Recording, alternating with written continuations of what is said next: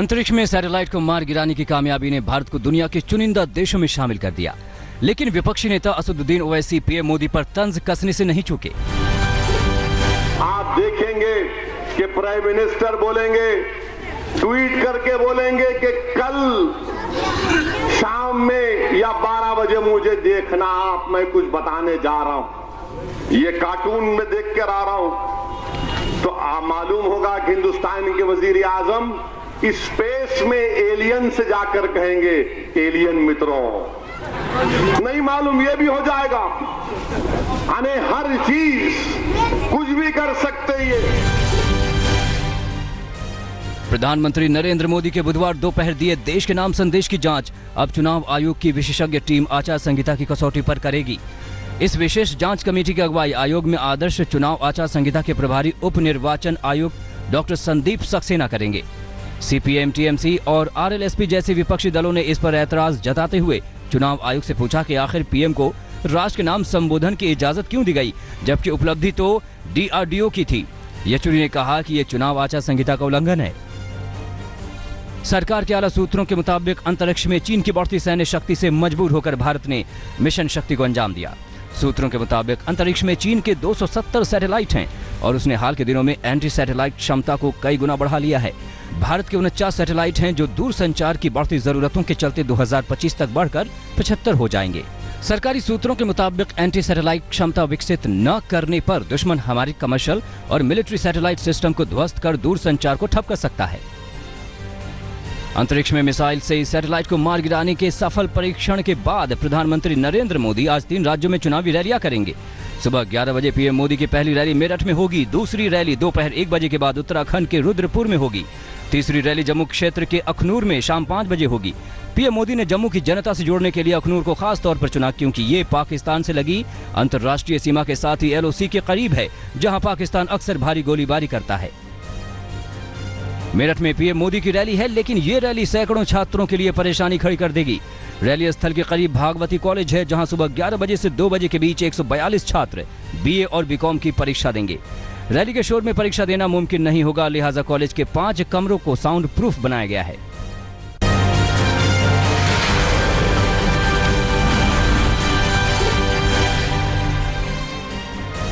प्रियंका गांधी आज रायबरेली के दौरे पर हैं, जहां बूथ स्तर के कार्यकर्ताओं से मिलेंगी।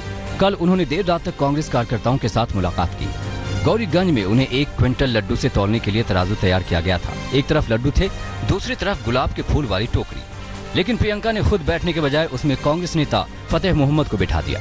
रात 12 बजे के बाद वो अमेठी से गेस्ट हाउस के लिए निकल गईं। प्रियंका ने कार्यकर्ताओं से कहा कि वो अमेठी से राहुल की जीत सुनिश्चित करें। बीजेपी के बागी नेता शत्रुघ्न सिन्हा आज सुबह 11:30 बजे कांग्रेस में शामिल हो जाएंगे।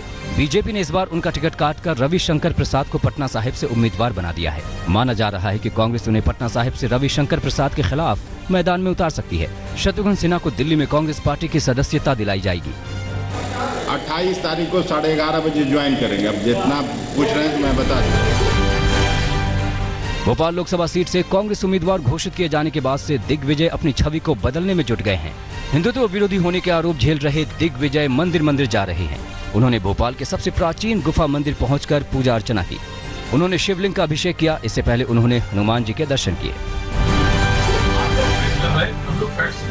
और ये यथार्थ है, हकीकत है। इसमें मोबाइल नंबर भी आप किसानों का मोबाइल नंबर है। आपको लगता है किसानों। भोपाल में बुधवार एक दिलचस्प नजारा देखने को मिला। शिवराज सरकार में मंत्री रहे नरोत्तम मिश्रा ने बयान दिया था कि एमपी के किसानों का 2 लाख तक का कर्ज माफ नहीं हुआ है, और हुआ तो बताएं, मैं उसे 2 लाख रुपए अपने पास से दूंगा। नरोत्तम के इस बयान के बाद कांग्रेस ने उन पर झूठी बयानबाजी का आरोप लगाया और शाम को कांग्रेस नेता उनके घर पहुंच गए। कांग्रेस प्रवक्ताओं ने नरोत्तम को कर्ज माफी से जुड़े आंकड़े दिखाकर 2 लाख रुपए देने की अपील की। पश्चिम बंगाल की मुख्यमंत्री ममता बनर्जी कल शाम अचानक सब्जी बाजार जा पहुंची। यहां उन्होंने अपने पसंद की कई सब्जियां खरीदी। चेतला सब्जी मार्केट में उनके साथ शिक्षा मंत्री पार्थ चट्टोपाध्याय और कोलकाता के मेयर भी थे। कालीघाट में उनकी पार्टी की सालगिरह का कार्यक्रम था। लौटते समय उन्होंने सब्जी मार्केट जाने की इच्छा जताई और नेताओं के साथ सब्जी खरीदने पहुंच गई। ममता बनर्जी शाकाहारी खाना खाती हैं और अक्सर अपना खाना खुद पकाती हैं।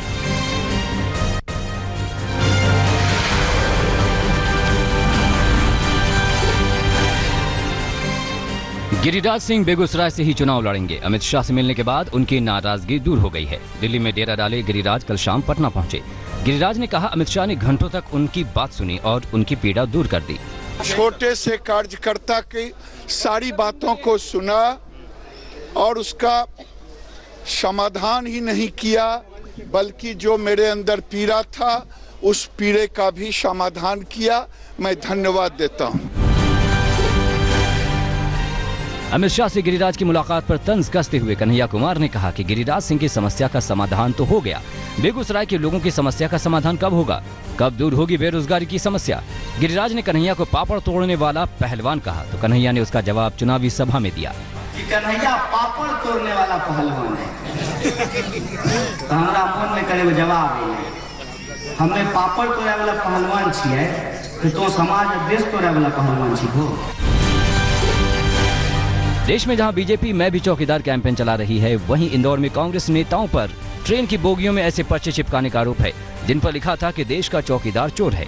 ये नेता इंदौर में खड़ी ट्रेन में ऐसे पर्चे चिपकाते कैमरे में कैद हुए हैं। रेलवे ने जानकारी मिलते ही इन पर्चों को हटवाया और कांग्रेस नेताओं पर केस दर्ज किया। इसके साथ ही चुनाव अधिकारियों से भी इसकी शिकायत की गई है।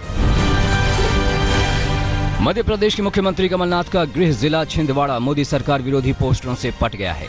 इन पोस्टरों में 2 करोड़ रोजगार की वादी की याद दिलाई गई है और पूछा गया है कि रोजगार मिले क्या? ऐसे ही सवाल 15-15 लाख रुपए के वादे पर और नोटबंदी के फैसले को लेकर उठाए गए हैं। दूसरी तरफ बीजेपी के नेताओं का कहना है कि कमलनाथ 38 साल से यहां से सांसद हैं, लेकिन उनके पास विकास के नाम पर बताने को कुछ नहीं है। अगर होता तो वो उसे बताते, न कि बीजेपी पर आरोप लगाते। आंध्र प्रदेश के सप्तगिरी में उस वक्त एक बड़ा हादसा हो गया जब मस्जिद का छज्जा अचानक नीचे आ गिरा। इस घटना में 10 लोग घायल हो गए। ये लोग टीडीपी चीफ और मुख्यमंत्री चंद्रबाबू नायडू के रोड शो को देखने के लिए छज्जे पर सवार थे। भीड़ बहुत ज्यादा बढ़ गई और छज्जा उस बोझ को सह नहीं सका और तमाम लोगों के साथ नीचे आ गिरा। आंध्र प्रदेश के ही मंडापेटा में जगन मोहन की रैली में भगदड़ से एक की मौत हो गई।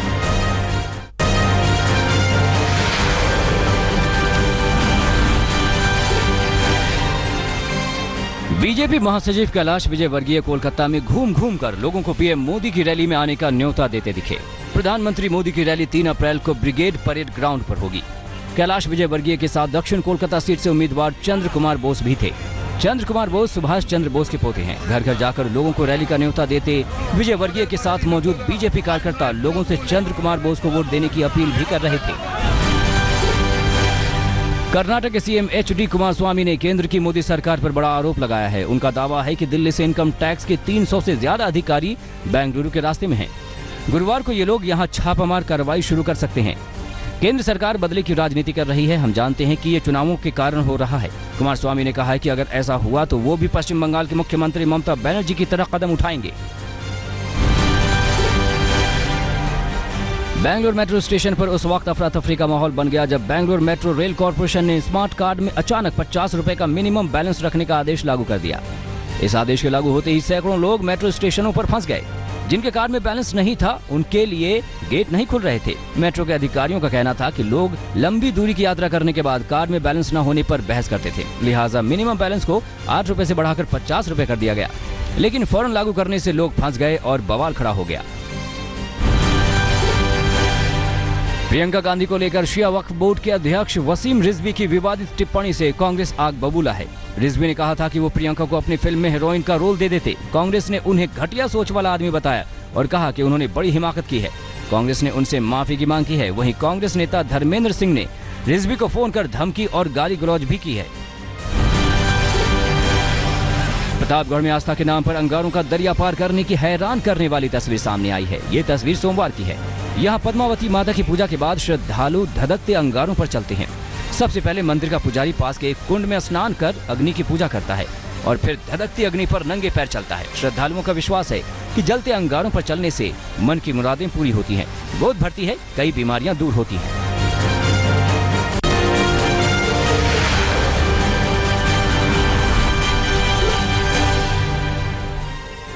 बिहार के औरंगाबाद में ट्रक से कुचलकर साइकिल सवार एक स्कूली छात्र की दर्दनाक मौत हो गई, जिसके बाद ग्रामीण आक्रोशित हो उठे।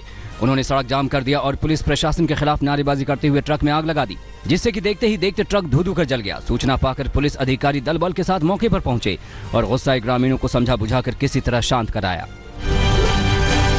दिल्ली के हरिनगर इलाके में चोरी की अलग अलग वारदात में बदमाशों ने दिन दहाड़े महिला से पर्स छीना और फरार हो गए। दूसरी तरफ सुबह सुबह चोर नई कार पर हाथ साफ कर गए।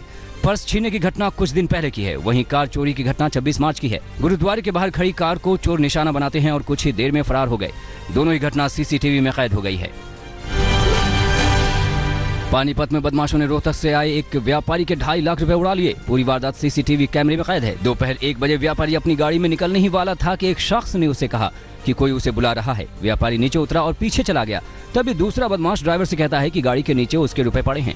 ड्राइवर नीचे उतरकर देखता है, तब तक बदमाश गाड़ी में रुपयों से भरे बैग को खिड़की खोलकर उड़ा ले जाते हैं।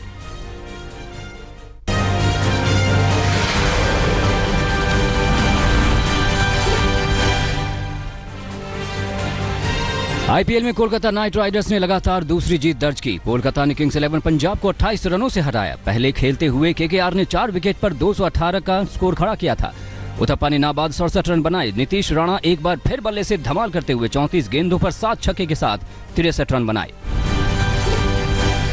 मैच में रसेल का ऑलराउंड प्रदर्शन रहा। रसेल ने 17 गेंदों पर तूफानी 48 रनों के साथ साथ 2 विकेट भी झटके। शमी ने रसेल को सिर्फ 3 रन पर बोल्ड कर दिया था, लेकिन पावर प्ले के दौरान सर्कल में 4 खिलाड़ी के न होने से गेंद को नो बॉल करार दिया गया। अजलन शाह हॉकी के फाइनल में भारत ने कनाडा को 7-3 से रौंदा। कनाडा के खिलाफ स्ट्राइकर मनदीप ने हैट्रिक लगाई। उन्होंने मैच के 20वें, 27वें और 29वें मिनट में स्कोर किया। टूर्नामेंट में भारत की यह तीसरी जीत है। भारत का आखिरी लीग मुकाबला आज पोलैंड से होगा।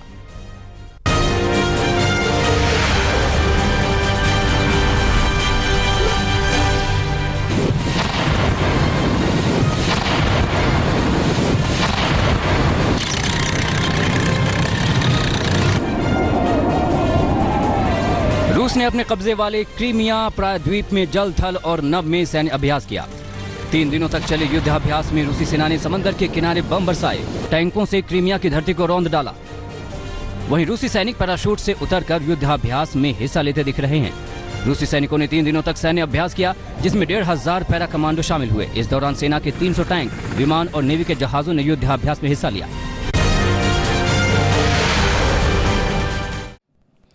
लेटेस्ट खबरों के लिए यूं ही देखते रहिए आज तक, और इस वीडियो के पसंद आने पर लाइक, शेयर और सब्सक्राइब करना ना भूलें।